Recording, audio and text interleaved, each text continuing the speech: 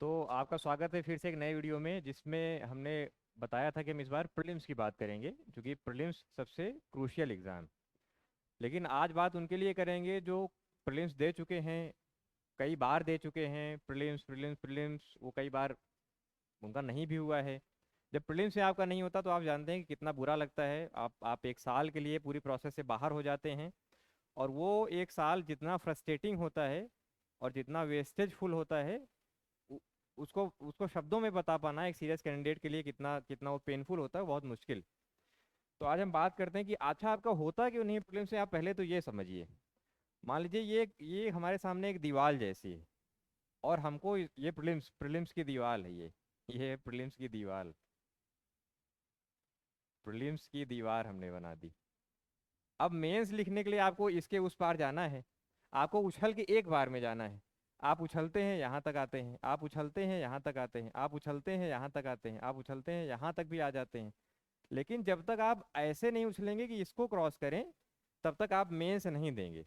और आपने इस तरह की उछल कूद जितनी भी मचाई है, उसका आपको कोई फायदा कभी मिलने वाला नहीं। क्योंकि आपको इसको पार करना है, और वो भी एक बार में।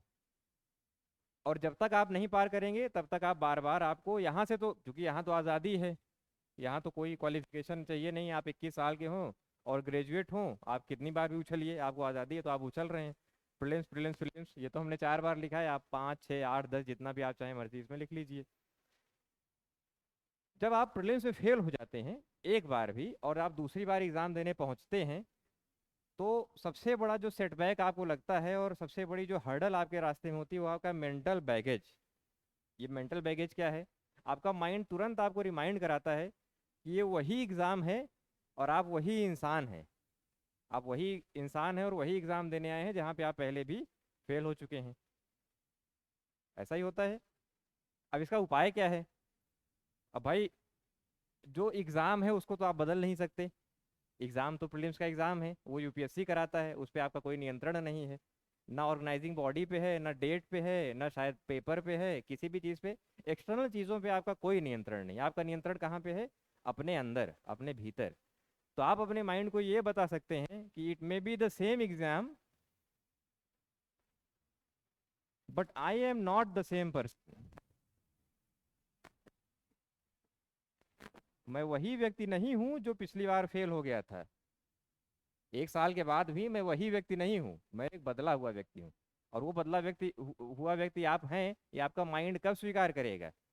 भाई माइंड से आप दुनिया भर से झूठ बोल सकते हैं, अपने माइंड से नहीं बोल सकते। वो कब स्वीकार करेगा? जब आपने वास्तव में उस एक साल का सदुपयोग किया है, यूटिलाइज किया है, और अपने अंदर वो बदलाव लाए हैं। ठीक। अब अपने अंदर आप वो बदलाव कैसे लाएंगे? ये प्रीलिम्स की दीवार हटा देता हूँ। अपने अंदर वो आप बदलाव लाएंगे समथिंग एक्स्ट्रा ऑर्डिनरी इंटरवेंशन से।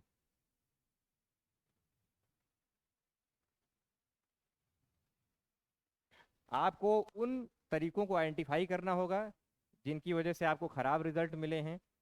उन स्टडी मटेरियल्स को आइडेंटिफाई करना होगा जिनमें जिनमें आपने बहुत समय और ऊर्जा, बहुत समय और टाइम, एनर्जी उनको पढ़ने में, उनको समझने में इन्वेस्ट किया, लेकिन उनसे एग्जाम में कुछ नहीं आया।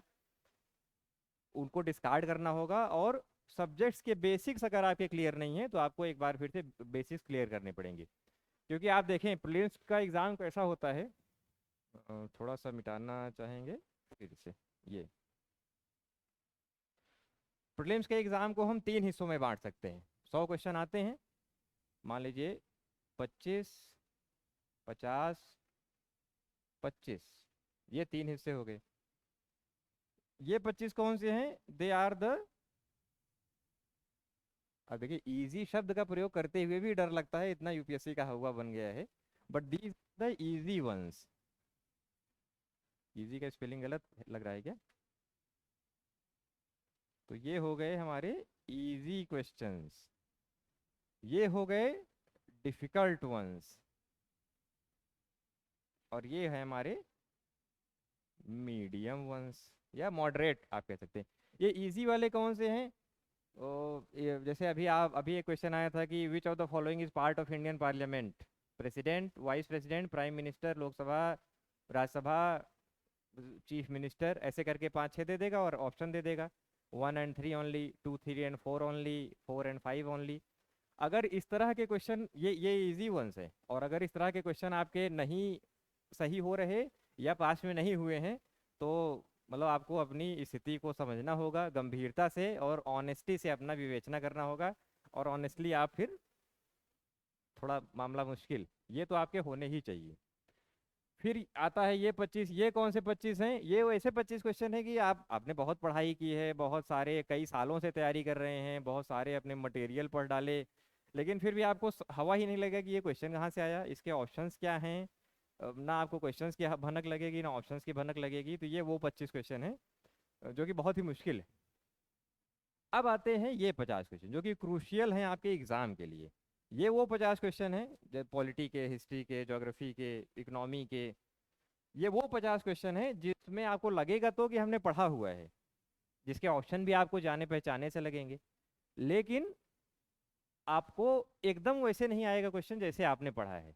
यहाँ पे क्वेश्चन कैसे आएगा? थोड़ा सा इम्प्लीमेंटेशन होगा, थोड़ा सा घुमा के आएगा।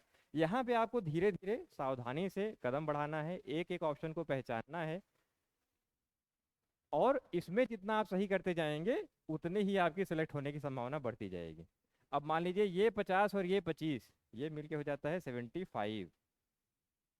ठीक, इसको कर दीजिए × 2, ये आ गया 150। तो अगर हमने इसको और इसको मिला के सही कर दिया तो हमारे कितने मार्क्स आ गए? 150।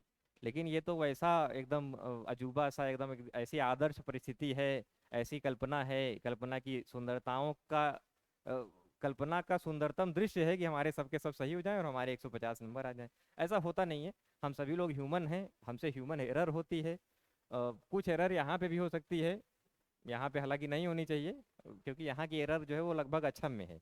आप यहाँ पे गिरते हैं तो फिर उठ नहीं पाते यहाँ पे, लेकिन एरर्स होती हैं, और उन एरर को फैक्टर इन करते हुए हम लगभग मान लीजिए फिर भी 100 200 के पेपर में 120 115 इतना तक तो हमारा मतलब रीजनेबल टारगेट है, अगर आप अच्छे कैंडिडेट। और अगर किसी को लग रहा है कि हमने मेरी जो ये एनालिसिस है ये फेक है या ये अनरियलिस्टिक है या ऐसा नहीं होता कुछ और होता है, तो आप हमको मैसेज कर दे सकते हैं, हम लोग और इस पे चर्चा कर सकते हैं।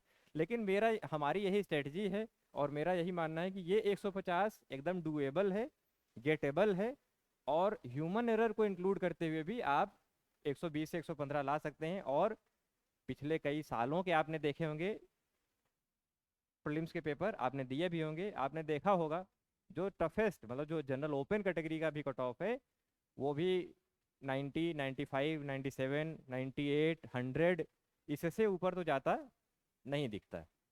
और अगर आप उस कट ऑफ में 115 120 ला रहे हैं तो फिर आप फिर किस बात की चिंता है, आप इजीली थ्रू हो जाएंगे। और ये 120 115 आप कब ला रहे हैं? ह्यूमन एरर को फैक्टर इन करते हुए। यहाँ पे हमने ह्यूमन एरर को पहले ही शामिल कर लिया है, तब आपके इतने नंबर आ रहे हैं।